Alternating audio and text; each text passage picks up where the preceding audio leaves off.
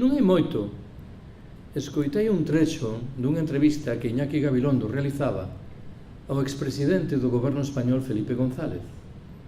Preguntáballe por isto, polo delicado panorama enerxético que debemos enfrentar en virtude do encarecemento inevitável do petróleo e do gas natural.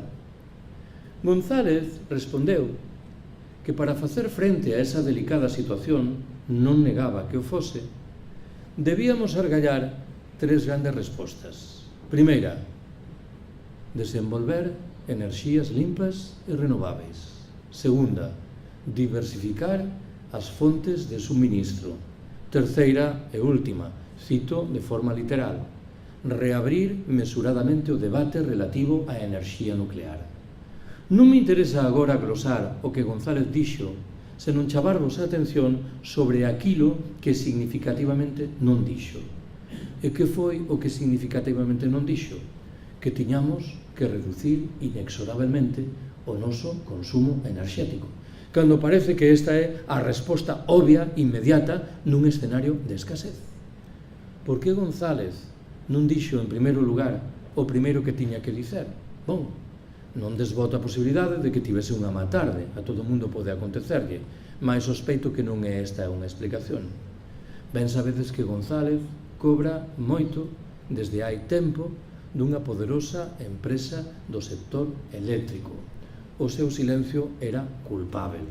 Estaba a defender os intereses desa empresa. Para facer frente ao delicado panorama enerxético que se nos bota enriba, temos que argallar dúas grandes respostas de forma simultánea. A primeira é a primeira das invocadas por González. Naturalmente que sí. Desenvolver enerxías limpas e renováveis, mais nunca ao servizo do noso estilo de vida despilfarrador, derrochador. A segunda pasa inexorablemente por reducir, que podemos facelo, os nosos niveis de consumo enerxético. Séptima e última observación que quero facermos. Hai 4 ou 5 anos publicouse en Francia un libro que no seu propio título salientaba as semellanzas existentes entre a crise de 1929 e a crise do momento presente. Compre alimentar a conclusión de que cando o ensaísta francés autor deste libro chamaba a atención sobre esa comparación, en modo ningún desexaba transmitirnos unha mensaxe tranquilizadora. Non debedes esquecer que a crise de 1929 estivo na orixe do asentamento dos fascismos na Europa do decenio seguinte. Estivo na orixe, se así o queremos, da propia Segunda Guerra Mundial. Eu teño a impresión, porén, de que a comparación fica un pouco curta. Por qué? Estamos afeitos a empregar a palabra crise en singular para identificar a modulación financeira do fenómeno. E a miúdo esquecemos que na rebotica hai outras crises agora en plural. En que estou pensando?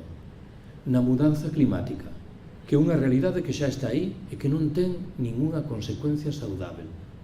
No encarecemento inevitável, no medio e no longo prazo dos prezos da maioría das materias primas enerxéticas que empregamos, nos problemas demográficos que castigan en singular a determinadas rexións do planeta, no mantemento da situación de postración que padecen en todos os ámbitos tantas mulleres, ou na prosecución, en fin, do expolio da riqueza humana e material dos países do sur. Se cada unha destas crises por separado é suficientemente inquedante, a combinación de todas elas resulta, desde o meu ponto de vista, literalmente explosiva. Cal é o escenario de fundo? O capitalismo é un sistema que históricamente ten demostrado unha formidável capacidade de adaptación aos retos máis diferentes. A grande pregunta hoxe é a relativa a se non está a perder os mecanismos de freo que no pasado lle permitiran salvar a cara. Se elevado dun impulso polo que parece incontrolável, encamiñado a acumular espectaculares beneficios nun período de tempo moi breve, non está a acabar a súa propia tumba. Co agravante, claro, de que dentro da tumba estamos nós e ben pode desmoronarse sobre as nosas cabezas. Digo da outra maneira, un debe criticar agremente o capitalismo por ter sido de sempre un sistema inxusto, excluinte e explotador. Mais un debe recoñecer ao mesmo tempo que históricamente ten sido un sistema razoablemente eficiente. En que sentido? No sentido de que permitiu garantir que a maioría dos empresarios obtivesen os beneficios que desexaban alcanzar. Hoxe, nen sequera isto é evidente. Estes neoliberais que durante 3 décadas rexeitaron agremente calquera tipo de intervención dos poderes públicos na economía, que foi o primeiro que fixeron cando as cousas viñeron mal dadas? Coller o teléfono e demandar as axudas preceptivas de ministerios, consellerías ou concellos. A propia imprevisión coa que o capitalismo obsequia a crise ecolóxica creo que nos empraza diante da conclusión de que o sistema se está a adentrar nunha etapa de corrosión terminal. Últimamente, dame por contar que hai uns meses, non sei onde, alguén me preguntou se a pesar de tudo non aprezaba nos nosos gobernantes, os de agora como os de onte, algún tipo de sensibilidade elemental no que atinxe aos retos derivados da crise ecolóxica. Preferín responder botando man da ironía e lembrar algo que con certeza lembraredes tamén vos. En xaneiro de 2011, o daquela ministro do Interior, Alfredo Pérez Rubalcaba, convocou en Madrid unha rolda de prensa para promocionar unha medida que, se queremos ser xenerosos, discorría polo bo camiño, a de reducir a velocidade máxima en autoestradas e autovías de 120 a 110 km por hora. 4 meses despois, en abril de 2011, o mesmo personaxe convocou en Madrid outra rolda de prensa na que en substancia dixo dúas cousas. A primeira, que a medida de xaneiro producira os efeitos esperados. A factura enerxética española reducírase en 400 millóns de euros e, alén diso, o número de mortos nas estradas rebaixárase de maneira interesante. Que foi o segundo que afirmou Pérez Rubalcaba? Que de resultas do anterior se restauraban os 120 km por hora. Eu tería agardado que algún xornalista se achegase sobre o pescozo de Rubalcaba coa sana intención de estrangulalo. Estaba violentando as regras elementais da lógica formal. Se un desenvolve a medida A e provoca os resultados apetecidos, a lógica invita a teimar na medida A e non a retirala. Xa sabedes que o Partido Popular no goberno parece considerar seriamente a posibilidade de elevar esa velocidade máxima a 130 km por hora. Creo que é un relato simbólico máis axeitado de onde están os nosos gobernantes. Algo que dixen hai un momento merece con toda unha precisión. Tiro agora pedras sobre o meu tellado. Dixen, non vexo no capitalismo contemporáneo ningunha conciencia no que atinxe aos retos derivados da crise ecolóxica. Non é completamente certo. Hai un libro dun xornalista alemán, Karl Ameri, que foi traducido para español hai uns anos co título Auschwitz comienza el siglo XXI. A tese principal que desenvolve Ameri nesa obra suliña que estaríamos moi errados si concluísemos que as políticas que abrazaron os nazis alemáns 80 anos atrás remeten a un momento histórico conxuntural singularísimo e por iso afortunadamente irrepetível. Ameri emprázanos, antes ben, a estudar polo miúdo esas políticas. Por qué? Porque ben poden reaparecer entre nós nos próximos anos, non apoiadas agora por ultramarxinais grupos neonazis, senón defendidas por algúns dos principais centros de poder político e económico, cada vez máis conscientes da escasez xeral que se aveciña e cada vez máis firmemente decididos a preservar eses recursos escasos nunhas poucas mans en virtude dun proxecto de darwinismo social militarizado. Penso eu que boa parte das políticas que alimentou o anterior presidente norteamericano e que infelizmente herdou o presente afunden as súas raíces nun proxecto desta natureza. Creo eu que moitas das medidas que a Unión Europea aplica aos inmigrantes pobres que chegan ás nosas costas e aeroportos, de novo, beben dun proxecto desta natureza, que creo que é o que alumeaba unha frase que repetía ad nauseam esta estimulante figura intelectual que é o expresidente español José María Aznar. Aznar adoitaba repetir que o seu grande proxecto consistía en colocar a España en plenitude no clube dos países máis ricos. Hai unha palabra que desgraciadamente falta no discurso dos nosos políticos, de todos os nosos políticos. A palabra colapso. Un deses libros que trouxen, escrito por un xornalista inglés chamado Michael Joker, leva, como veredes axiña, un título provocador: Historia de España, 2014-2033, crónica dun colapso. A tese principal, que de maneira irónica se desenvolve nesa obra, afirma que o colapso español será o produto da combinación de 4 factores: a mudanza climática, o encarecemento das materias primas enerxéticas, unha crise social na que xa estamos claramente inmersos e, en fin, o desenvolvemento de políticas cada vez máis autoritarias que tamén temos a oportunidade de palpar nun momento como o presente. Nos circuitos nos que eu me movo, a discusión do colapso provoca 2 respostas diferentes.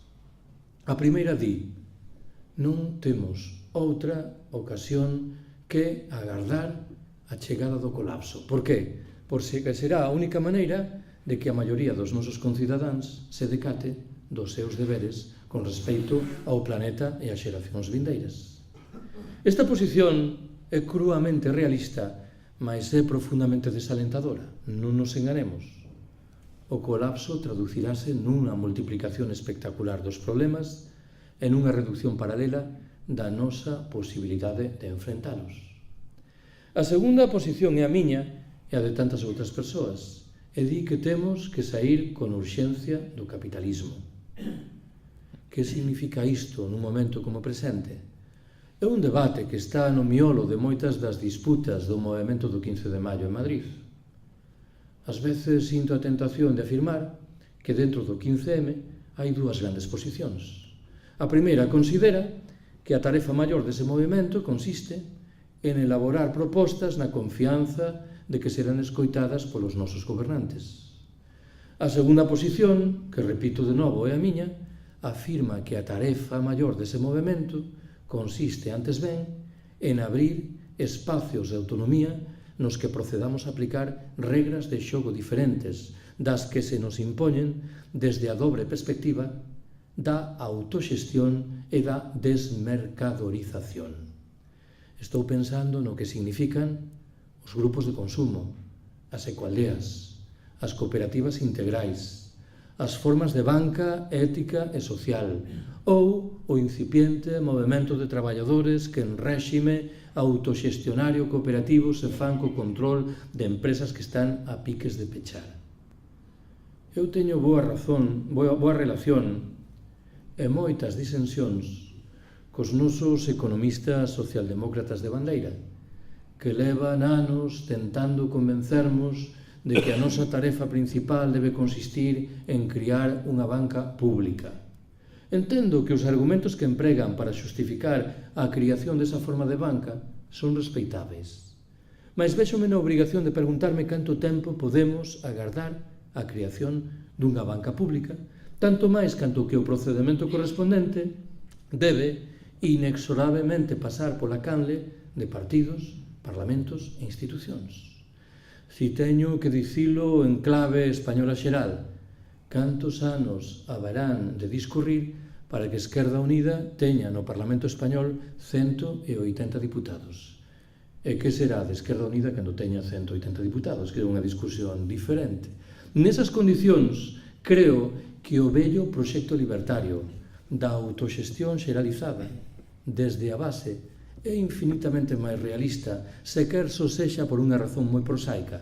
É algo que podemos facer nós, aquí e agora, sen demandar autorizacións de ninguén.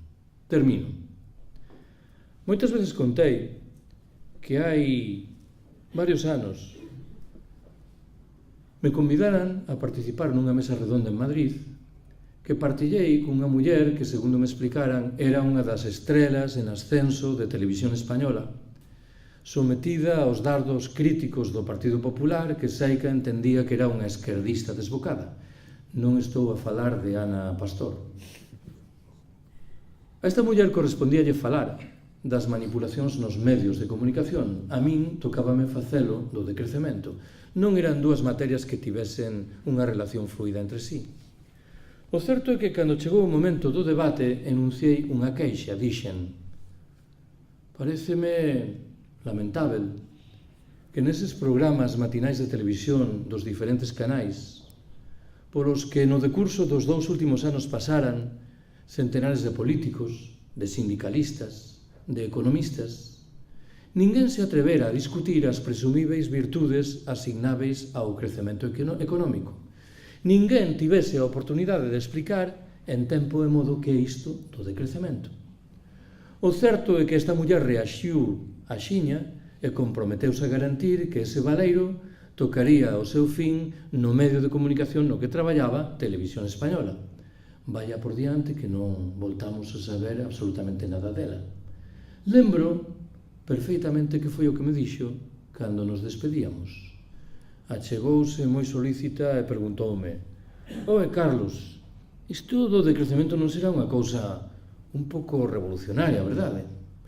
Como ben podedes intuir, fitei nela, completamente abraiado, sin saber moi ben que debía responder, entre outras razóns por unha. Tiña ao alcance da man 2 respostas completamente diferentes entre sí e as dúas perfeitamente lexítimas. A primeira resposta tería consistido en dicer: pois, olla, sí, para que vamos a enganarnos? Si estamos a defender a primacía da vida social, a autoxestión e a democracia directa, descrever iso como revolucionario parece lexítimo se comparamos coas regras de xogo dominantes nunha sociedade como a nosa. Mais tiña ao alcance da man unha segunda resposta completamente diferente. Tería consistido en dicer: pois, olla, non. Este é un proxecto que surxe na cabeza de xente moi tranquila, cada vez máis preocupada polo que a especie humana está a facer co planeta Terra, e que nese sentido decidiu privilexiar os direitos dos integrantes das futuras xeracións e tamén, por certo, os direitos das demais especies que nos acompañan no planeta Terra. De tal maneira que reservamos para nós a etiqueta de conservadores, atribuindo, claro, a este adxectivo un significado diferente do que corresponde aos nosos conservadores oficiais, ben o sabedes, o señor Raxoi, que invoca a testemunha do seu curmán de Sevilla para negar que a mudanza climática sexa unha realidade. Se nós, no norte desenvolvido, non somos quen de decrecer en virtude dun proxecto consciente, racional, paulatino, ecolóxico, social e solidario, terminaremos por decrecer de má maneira, xa estamos nesa tarefa, de resultas do afundamento do capitalismo global que padecemos. E iso que ten moitísimo que ver. Non saberá nada de minería nin de ouro, pero todo o que está dicindo entronca perfectamente coa práctica diaria que levamos a cabo en esta loita contra o que nos que queren impoñer, en este caso, o goberno central, o goberno autonómico e a empresa Esgote de Canadá. E parece moi importante iso que dis de organizarnos, por moi pouco que sexa, a nivel de eliminar todo este toda esta xente que hai no medio no mercado que influyen, bueno, estas cousas. Outra das cousas que quería comentar do que ti falas así do mercado, e tamén unha noticia que hai tempo que me sorprendiu, e era Reino Unido exporta a Alemania X miles de toneladas de pataca e as mismas toneladas de pataca iban de Alemania ao Reino Unido. O capitalismo de hoxe, subliño, o de hoxe, é un sistema racional ou é unha loucura? Supoño que non hai ninguna resposta firme, que un pode ordenar os dados de maneiras diferentes coa ollada posta en alimentar unha conclusión ou a outra. Mas é importante recoñecer que este debate hai 20 ou 30 anos non se verificaba. Isto significa que empezaron a agromar elementos que xustifican a conclusión de que o capitalismo foi perdendo elementos da súa vitalidade de sempre. Supoño que esta pregunta podemos retraducila no ámbito doméstico preguntándonos se os ministros do gabinete de Rajoy son persoas intelixentes ou profundamente estúpidas. Imagino que cada quen tería respostas distintas. En algún caso, como os de Montoro ou Fátima Báñez, resulta difícil acollerse á conclusión de que son intelixentes, non? Así, unha primeira ollada. Mas noutros, probablemente é lexítima a conclusión de que son profundamente inmorais, mas iso non significa que non sexan intelixentes. Defenden os seus intereses de maneira obscena. Creo que en realidade, falando en serio, a discusión ten moito que ver coa lógica do neoliberalismo. En que sentido? O neoliberalismo é unha resposta extrema do capitalismo, que probablemente está cancelando os elementos de racionalidade en proveito dos seus propios intereses do capitalismo. En que sentido? Primando de maneira tan dramática os intereses individuais e facendo uso dunha estrategia tan curtoprazista que iso funciona no momento inicial, mas deixa de funcionar despois. E creo que neste sentido, cando eu falo de corrosión terminal do capitalismo, estou pensando nisto. Asumirei de bo grau que o argumento é discutível, non? Mas aquelas persoas que recean da idea de que o capitalismo empezou a súa etapa de corrosión terminal, intúo que o fan porque concentran toda a súa atención na crise financeira. Se alguén me di que o capitalismo vai conseguir sair con éxito da crise financeira, asumirei que é posível. Tampouco o vexo moi evidente, porque as cousas están tan enfiañadas que non me parece sinxelo. Agora ben, se amplamos a nosa ollada e incorporamos as outras crises que antes mencionei, mudanza climática, esgotamento das materias primas enerxéticas, crise demográfica, entón sospeito que o rexistro obxectivo do capitalismo é penoso e que a súa capacidade de manterse no tempo, de teimar, foi reducíndose de maneira dramática. Con respecto ao segundo, eu creo que un elemento central da perspectiva do decrecemento é esa defensa rotunda da vida social. Hai quen fala da primacía dos bens relacionais frente aos bens materiais. Ou quen o di de maneira máis mesurada afirmando que unha vez satisfeitas as necesidades básicas debemos alimentar os bens relacionais. Isto é certamente máis complexo do que unha primeira ollada invita a concluir. Utilicei unha expresión que seguro comprendedes perfeitamente, mas teño a obrigación de chamarvos a atención sobre os problemas que agocha. Necesidades básicas. Que son as necesidades básicas? A determinación do que son foi mudando en cada sociedade, en cada momento cronolóxico.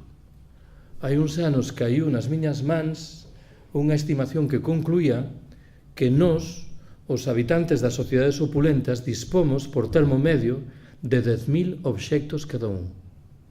Moitos dos integrantes de tribos indias en América Latina dispoñen de 100 obxectos cada un deles.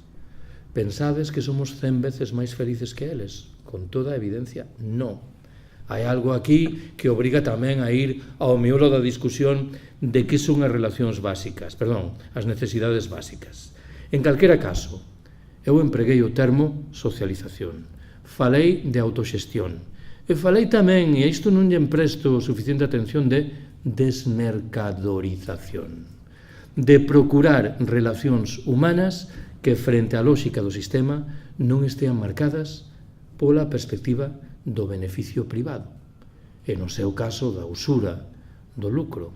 É a perspectiva que alimentou de sempre un libro de leitura moito recomendável, O apoio mutuo de Kropotkin. Kropotkin demostra nesa obra que hai numerosos exemplos de sociedades humanas que progresan a través da cooperación e da solidaridade. Esta idea de que a natureza humana está inexorablemente marcada pola lógica da competición, creo que é unha superstición máis das moitas que se crearon nos últimos anos. Quería preguntar se non notaches en falta unha teoría xeral global, non? Ao estilo das teorías do 19, o marxismo, capital. Se non notas na actualidade unha teoría, non? Que recolla máis globalmente todas esas crisis dentro da crisis, ou desa crisis global, non? E que dé respostas a, bueno, pues como estaba facendo o capitalismo. Quero dicir que o capitalismo, eu teño dúbidas de que realmente este colapsando totalmente, porque, por exemplo, con esta crisis, temos o exemplo en España, quen está ganando a batalla da crisis son precisamente os que a provocaron, convertindo a España nun mercado laboral tercermundista onde se están perdendo todos os dereitos que se conseguiron durante décadas, non? É verdade. Se analizamos a situación española, aqueles que provocaron a crise son os que están a obter os beneficios maiores da crise. Mas compre preguntarse se estes beneficios son beneficios de curto prazo que co paso do tempo converterán nunha cousa diferente. En que sentido o digo? Emprego un argumento moi elemental. No Estado español hai 6 millóns de desempregados. E boa parte das persoas que teñen traballo perderan poder adquisitivo de maneira notável nos últimos anos, como ben sabes. Isto probablemente preocupa pouco as grandes empresas españolas. Por qué? Porque o seu mercado son as economías emerxentes. Mas debería preocupar aos nosos gobernantes. Por qué? Porque é difícil que a súa posición política non se vexa erosionada con 6 millóns de desempregados e tanta xente que perdeu nos últimos anos, que o lóxico é que non voten a estes gobernantes. Digamos que no curto prazo a súa situación mellorou, mas compre preguntarse polo medio e o longo prazo, e eu creo que aquí o que desapareceu, por dicilo de outra maneira, é un exercicio de prospección do capitalismo no que atinxe ao futuro. Non existe o futuro, só existe o presente. A ver, a túa pregunta principal creo que está ben encamiñada. Eu intento explicarlo así. Non se trata para min de discutir que exista unha teoría do decrecemento. Eu prefiro falar de maneira máis modesta da perspectiva do decrecemento. Para salientar que, para min o decrecemento non é unha ideoloxía. Non ten o mesmo rango que o liberalismo, o comunismo, o socialismo, o anarquismo ou o nacionalismo. Prefiro acollerme á tese de que é un agregado ás cosmovisións que coñecimos antes. O que adoito dicer é que eu sigo pensando que moitas das contestacións históricas do capitalismo que coñecimos no pasado teñen cousas moi importantes que dizernos, mas que é preciso agregarlles a perspectiva do decrecemento. Eu son un libertario e prefiro afirmar que son un libertario decrecentista e non un decrecentista libertario. O miolo da miña visión do mundo corresponde á percepción libertaria. Diría o mesmo dun marxista que fose moderadamente heterodoxo. Eu coincido coa túa reflexión, por moi xeral que sexa. Afirmar que o marxismo desapareceu do noso horizonte mental porque os sistemas de tipo soviético foron un fracaso que o foron é reducir unha discusión moi complexa, non? E eu creo que hai moitos elementos da crítica do traballo asalariado e da mercadoría de Marx que conservan toda a súa integridade. O que pasa é que compre agregar unha perspectiva decrecentista que non existe na teoría de Marx. Neste ámbito, Marx era un pensador do século XIX, que non caiu que os recursos do planeta son limitados. De maneira máis precisa, adoito dicer que calquera contestación do capitalismo no mundo opulento, no inicio do século XXI, desde o meu ponto de vista, ten que ser decrecentista, autoxestionaria, antipatriarcal e internacionalista. Por qué? porque si lle falta algún destes 4 piares, sospeito que estará movendo, probablemente sin querer, o carro do sistema que di contestar. En este sentido, creo que a tarefa principal consiste en recoller o saudável, que é moito, das cosmovisións que veñen fundamentalmente do XIX, correxindo con engadidos como estes 4 que veño de mencionar. Que posibilidades hai de que o propio sistema se adapte un pouco, non, a todo isto? O sea, que de momento son pequenos detalles que utilizan as grandes empresas de distribución, sobre todo, non, collendo pingadas desto e outro, non, para que de momento utilizan máis que nada para vender, non?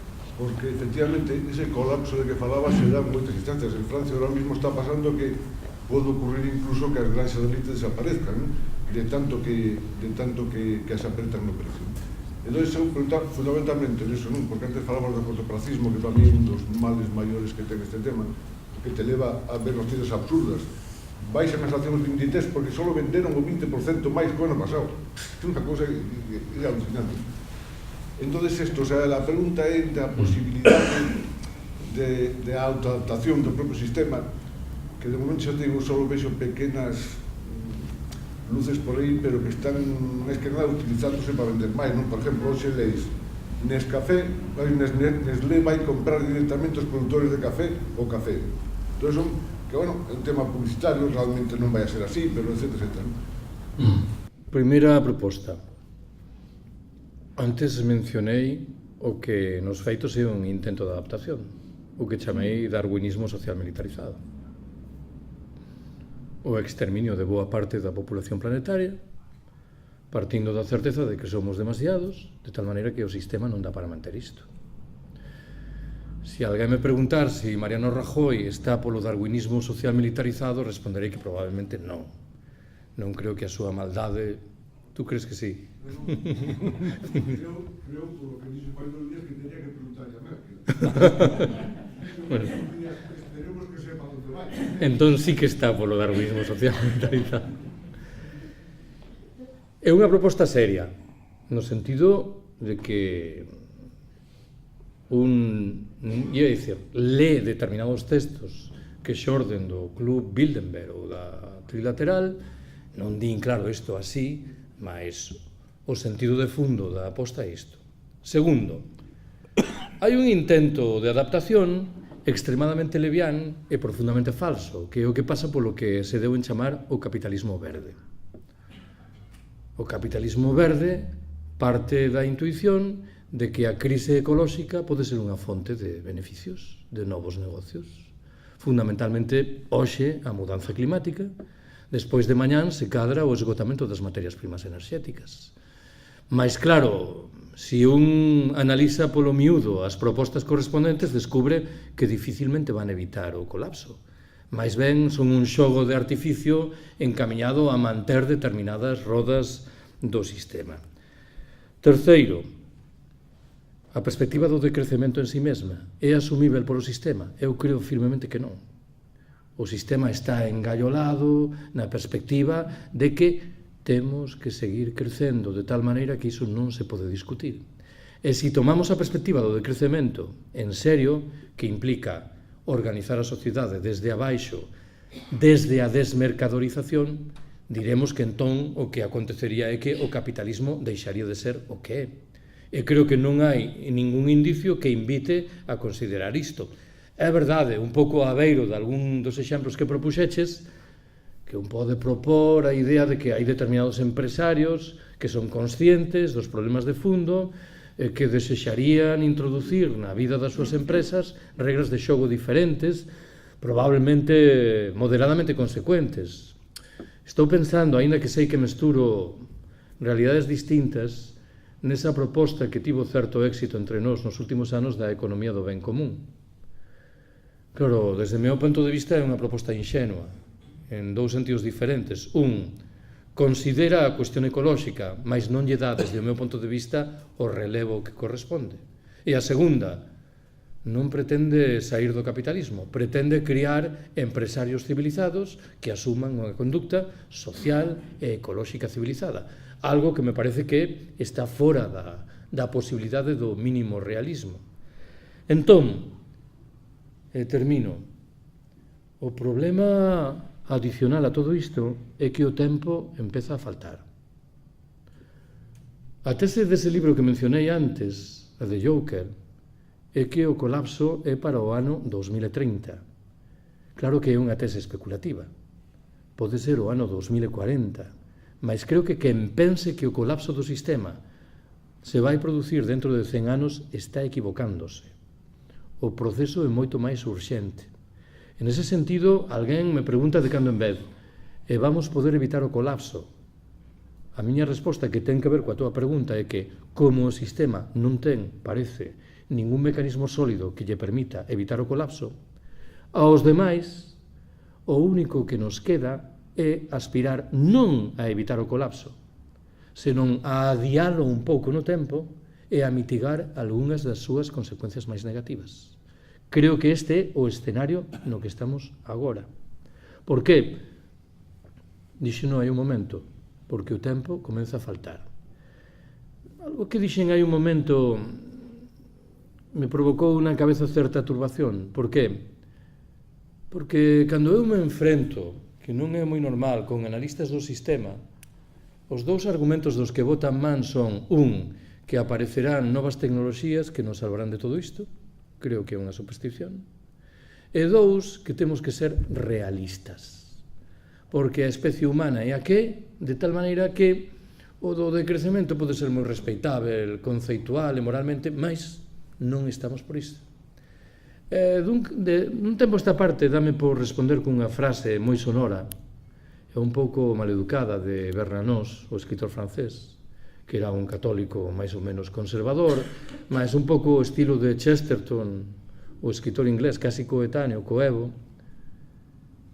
Tiña a cabeza ben situada. A frase di: o realismo é a boa conciencia dos fillos de puta. Din: a realidade é esta, e a realidade ven dada pola natureza, de tal maneira que non a podemos modificar. Non, señor, a realidade construírana vostedes, en proveito dos seus intereses, e invócana para evitar que outros construamos con mesmo direito outras realidades. Por iso, cada vez me sinto máis invitado a cuestionar os discursos realistas que agroman entre os nosos gobernantes. Bueno, pois, se é Merkel quen dicta o pensamento de Rajoy, creo que estamos perdidos, certamente. Nese proxecto, non o de Corcoesto, o da deconstrución, onde hai un lado positivo, que evidentemente nós podemos, de alguna maneira, evitar pasar do día 16, volvendo aos nenúfares. Eu quero ser optimista e pensar que ainda estamos no día 14. Sin pasar do día 16, nesa deconstrucción, nese proxecto de futuro, nesa preocupación que temos de cara ao futuro, que facemos co lixo? Que facemos con todo iso que xeramos que non sabemos xa que facer con ele? Porque poderíamos facer como a película Wall-E ou algo así se chamaba, aquel muñequiño que o lixo empaquetaba e aparcaba, pero non podemos aparcar o lixo. E creo que en toda a lectura que fixo na súa charla, creo que en ningún momento se falou diso. Que temos que facer co lixo?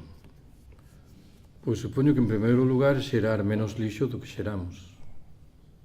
Neste caso vou literalmente ao conceito que ben intuídes que é problemático de decrecemento. Producir menos.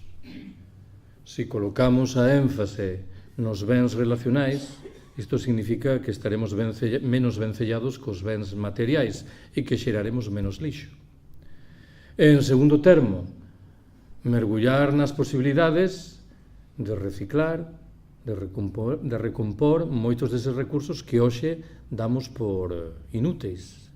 Creo que en realidade un dos elementos que sí mencionei, a sabiduría popular dos nosos labregos máis vellos, neste caso ben pode ser un elemento de guía importante, porque xeraban moito menos lixo que nós e sabían utilizar ese lixo de maneira moito máis intelixente, en virtude, claro, de fórmulas de organización nas que o local e non o grande negocio da mercadorización era o elemento central. Antes ali o colega mencionou esta irracionalidade de como o Reino Unido e a Alemanha intercambian produtos que son con presupor similares, en virtude de razoamentos vencellados coa especulación, cos intereses mercantís, cos intereses comerciais. Temos que empezar a terminar con isto. De todos os xeitos, eu non son un experto en lixo. Prefiro acollerme a algo que mencionaches de pasada. A proposta do decrecemento ten dous alicerces. Un, a idea de que non nos vai quedar máis remedio. Digamos, os límites do planeta impoñen facer iso. Podemos distinguir ou discutir os detalles. E a segunda, que facendo iso seremos máis felices do que somos agora. Isto de podemos viver mellor con menos. Esta segunda discusión é a que prefiren que evitemos. Cando eu me enfrento a eses analistas do sistema que din que aparecerán novas tecnoloxías que nos permitirán resolver os problemas, por exemplo, o lixo, a pregunta principal que fago é: e que o que vedes no sistema actual que vos invita a pelexar de maneira tan forte por mantelo? Non sería preferível que antes discutísemos se isto que temos nos interesa ou non? Non sería preferível que antes que discutir se nos interesa dispor dun automóvel ecolóxico, discutísemos se nos interesa dispor dun automóvel? Esta é a discusión que o sistema pretende que evitemos. A industria do automóvel produce un novo modelo ecolóxico e dá por descontado que non pode discutirse a etapa anterior, si é necesario producir automóveis. E isto nos empraza nun escenario xeral no que debemos ser conscientes da degradación das nosas vidas, porque ao final este é o miolo de moitas discusións. Outro día encontrei unha estimación estatística que me pareceu moi interesante porque desas así rechamantes. A ver se o explico ben. En comparación co que acontecía hai 50 anos, hoxe vivimos por termo medio un 15% máis que os nosos avós. Por cada 21 horas que vivían os nosos avós, nós vivimos 24. Recibemos cada día 3 horas adicionais de vida. Agora ben, que foi o que mudou en paralelo con isto? Dedicamos 3 horas e media diarias a ver a televisión e 2 horas a desprazarnos para chegar aos nosos postos de traballo.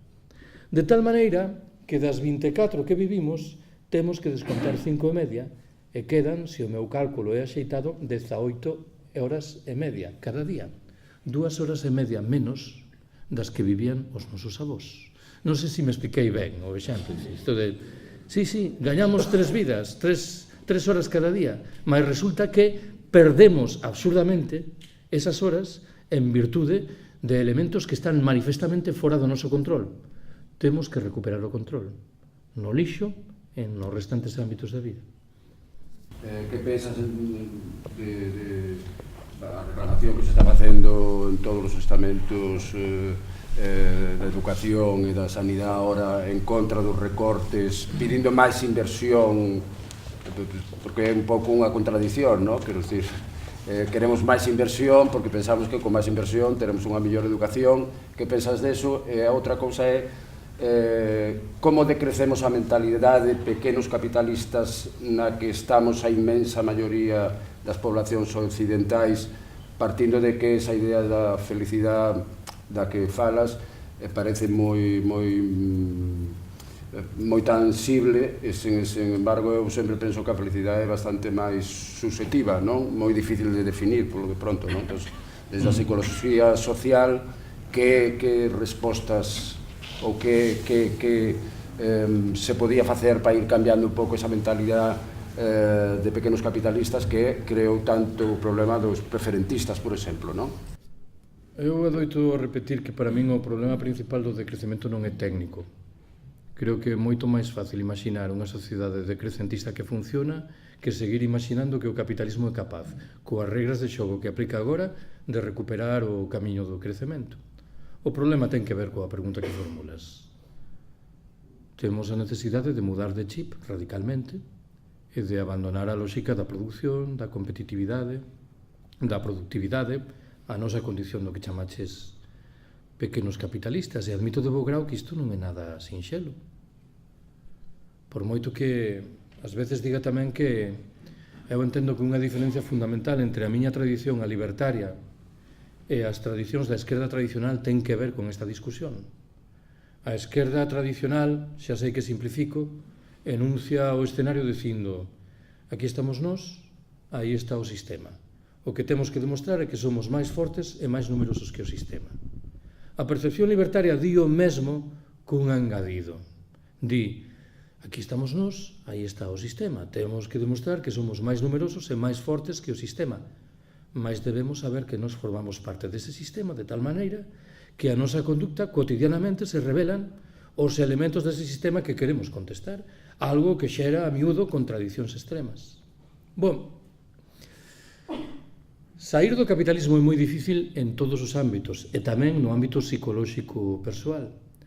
Mas eu teño a impresión de que a lóxica do capitalismo na etapa de corrosión terminal facilita que cada vez exista máis xente que faga as preguntas lexítimas por unha razón moi fácil de enunciar. Cando o capitalismo funcionaba en termos da súa lóxica, a xente, mal que ben, se veía seducida polas regras de xogo correspondentes, de tal maneira que a súa capacidade de formular un horizonte diferente era nula. Hoxe xa non estamos nesta etapa. Creo que se preguntamos aos nosos concidadáns se o capitalismo é un sistema que funciona, unha pregunta tan simple como esta, inmediatamente nos decataremos de que a maioría afirmará que non funciona, que isto deixou de funcionar.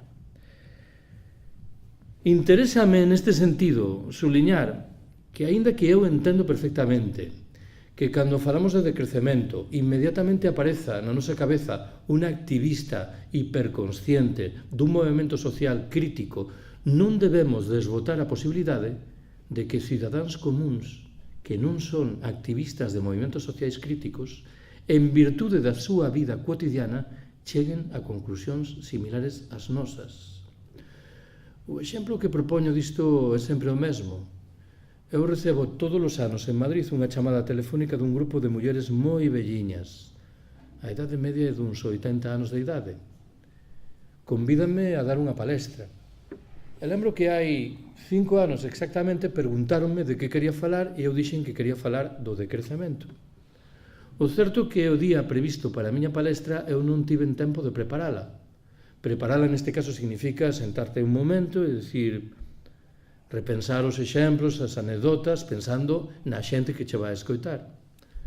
Que te vai a escoitar. Contei a estas boas señoras o mesmo que vos contei, mal que ven a vos. E debo confesar que o fixen con moitos temores de que a cousa non callase, de que se sublevasen, exagerarei un pouco, de que me linchasen a saída. Non foi así. Eu creo que estas boas mulleres comprenderan a xiña o do decrecemento. Por que? Especulo.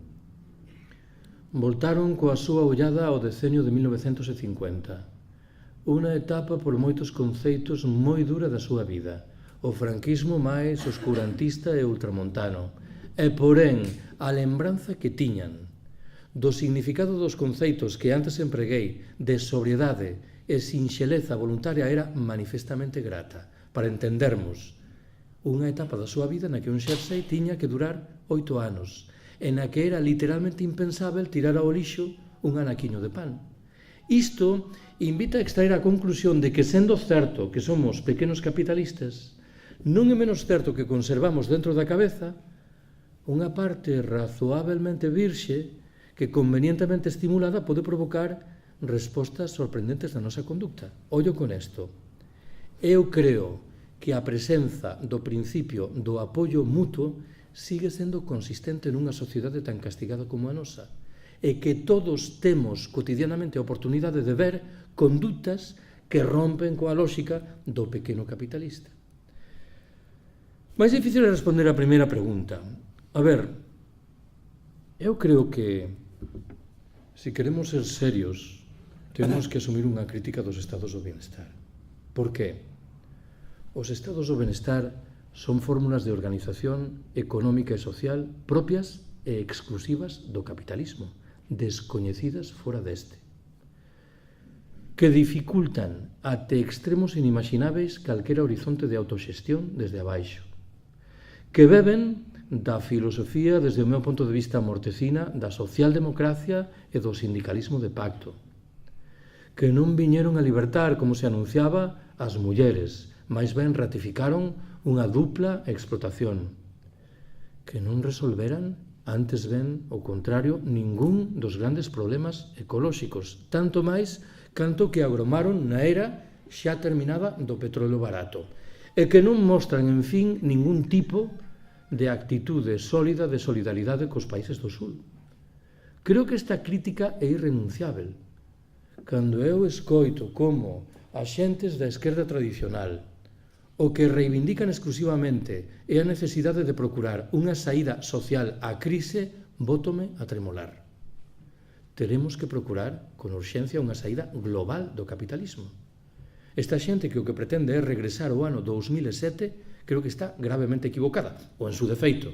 Non comparten en modo ningún o diagnóstico sobre a crise ecolóxica e o colapso.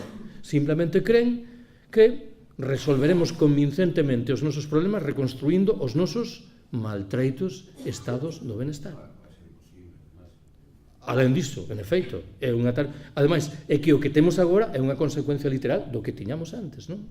Entón, claro, desta crítica que veño denunciar non pode derivarse a conclusión de que eu estou dicindo que un velliño debe renunciar á súa pensión e ao trato que lle dispensen nun ambulatorio da seguranza social, non?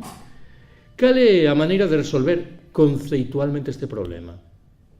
Eu defendo unha sanidade e un ensino públicos, socializados, autoxestionados e desmercadorizados. Poño adxectivos a miña defensa. Moitas veces contei que hai anos, cando se produciran movilizacións estudiantís contra a LOE, creo que era, cantas veces tiven a oportunidade, defendín un ensino público, universal, gratuito, laico e de calidade. Mais un día, en cuanto enunciaba esta ladaíña, lembrei que cando eu era un rapaz novo que estudaba na universidade, criticábamos agremente o ensino público porque entendíamos que era un mecanismo central de reproducción da lóxica do capital e non íamos desencamiñados. Claro que o é. Alguén pensa realmente que o ensino público non ten nada que ver coa cultura da competición, da agresividade e do beneficio? Todas as evidencias invitan a concluir que, excepto respetabilísimas excepcións, o ensino público é algo que compre defender porque fomos recuando e sabemos de sobra que se non existe estaremos peor, mas que estamos obrigados a etiquetar a nosa defensa. Eu traballo nun departamento de ciencia política nunha universidade pública. Se alguén me pedise a elaboración dun relatorio que dea conta das actividades sociais ou solidarias do meu departamento, eu entregaría un feixe de follas en branco. O público per se non outorga ningunha capacidade de transformación. Por iso a discusión sobre o que significan os recortes creo que reclama previamente esta, non? Probablemente habrá que recortar en determinados ámbitos nos que os excesos foron a norma, mas creo que en termos xerais nunha sociedade de crecemento os recortes non afectarán precisamente a sanidade e a educación públicas. Antes ben, a reivindicación da vida social reclama que eses sectores que gardan relación coa satisfacción das necesidades sociais insatisfeitas e co respeito do medio natural engorden os seus presupostos. A pregunta que ti formulas é bastante similar a unha a que me enfrento con certa frecuencia nos beizos de rapaces novos ou rapazas novas que traballan no mundo da investigación científica e que están preocupados pola perspectiva de que o decrecemento acarrete unha reducción dos orzamentos correspondentes. Non será así. Reclamará unha reasignación radical do sentido desos orzamentos. Claro, temos unha medicina pensada para tratar enfermedades que afeitan a unhas minorías privilexiadas que a poden pagar nos países ricos do norte opulento. Bueno, pois será unha prioridade social completamente diferente, mas non unha reducción dos orzamentos asignados a ese tipo de actividades.